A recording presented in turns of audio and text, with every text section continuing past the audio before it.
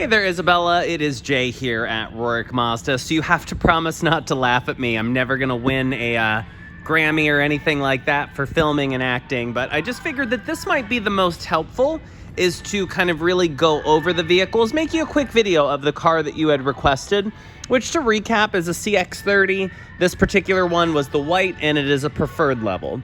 The good news is I have many other choices available, but I just figured I would start here based on what your request came through as, to somewhat introduce you to the vehicle, and you might even learn a little bit more from this video than sort of just research online. I will go over safety front first, mainly because safety is always a huge priority for Mazda. So kind of up here in the front grille, you're going to notice that this emblem is fake, and you'll see a camera up on top of the windshield. All of which is responsible for things like your collision avoidance system, where the vehicle will stop itself. You'll have everything from the adaptive cruise control, which will pace vehicles in front of you, even driving itself in traffic. The vehicle has the lane assist, so if you're drifting, it will help pull itself back in the lane. Even things like pedestrian sense and cyclist detection are standard. And honestly, one of my favorites, as silly as it might sound, are the headlamps. They are full LED, so they're going to be like that bright, piercing blue light. You will get someone flash a light at you or two at night thinking you're an asshole with the high beams on. It's just how bright that the headlights are.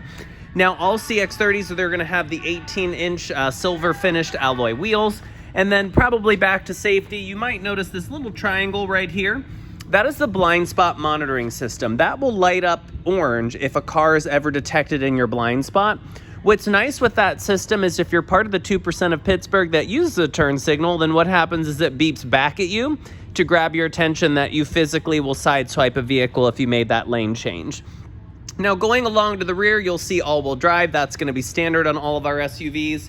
You'll see the dual exhaust pipes down there because this does run the larger of the two Skyactiv engines, which is a 2.5 liter. And then just in terms of kind of some generalized features, one is going to be advanced key. So if I walk up to the car, grab the handle, it senses that you have the key and it will just unlock. And then speaking of interior, this is really an area where Mazda excels immensely. They are really trying to kind of straddle that segment between just mainstream brands like Toyota, Honda, Subaru, and kind of more of your luxury brands like BMW, Audi, Mercedes, and so forth. So their interiors, the quality, the layout is very, very, very upscale, I have to say. And I don't just say that because I represent the brand, but just take a look and you'll see that the screens are very high up.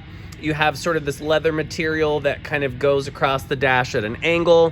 Seating wise, this is going to be vegan leather. A lot of people don't know Mazda and Lexus have a partnership. This is actually the same leatherette that Lexus uses in their F-Sport line. So it looks, feels, smells like real leather. You will have the 8-way with power lumbar. And if you do have multiple drivers, you do have 2-way memory seats. Same thing with your sound system. You'll kind of see some speakers up here and here. Mazda uses a Pioneer-based audio system, so still a very, very good audio system will be standard. Kind of going over here, you'll see the dual zone climate. So if you and your passenger fight over who's hot, who's cold, you can adjust 2 different temperatures. You'll see the heated seat buttons down there. And all of these vehicles will have Apple CarPlay and Android Auto, as well as connected services. So that's going to be an app that you download on your cell phone, and it will allow you to lock or unlock the vehicle. You can remote start the vehicle from your cell phone. And then very last I go over is just kind of, I guess, nature by design or design by nature, however you want to phrase it, is you'll notice the screens are very, very large but high up on the dash. And it is because Mazda does not believe in touchscreens. So everything is going to be controlled on that joystick-like system behind the gear shifter, which again is moving in that German direction. If you've looked at the interior of a BMW or a Mercedes or an Audi, you're all going to see that they have an almost identical setup with a screen in the middle high up and a centralized dial to control it. Now, I could sit here and go over 3 to 4 more minutes of just sort of features in this particular vehicle, but again, mainly just wanted to give you a brief overview to kind of help your research. But I'm going to go ahead, attach this to an email answering some of your questions and going over some of the incentives on this vehicle, and I'll look forward to hearing back. I appreciate the opportunity, Isabella.